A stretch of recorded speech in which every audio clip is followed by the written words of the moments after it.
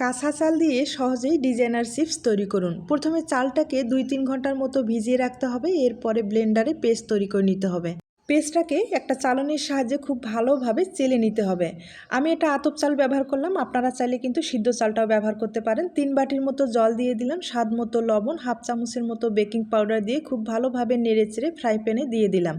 এবার হালকা আছে 5 হইতে 10 মিনিটের মতো এভাবে নেড়ে চেড়ে মিশ্রণটাকে ঘন করে নিয়ে আসতে হবে। একবারে কিন্তু ফোমের মতো তৈরি করে নিতে হবে। ব্যাটারটা কিছুটা ঠান্ডা করার পরে এভাবে প্লাস্টিকের ব্যাগে ভরিয়ে আমি ডিজাইনটা তৈরি করে নিচ্ছি।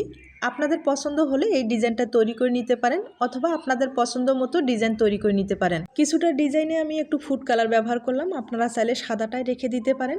আর এভাবে আমি ফ্যানের বাতাসে শুকিয়ে নিয়েছি।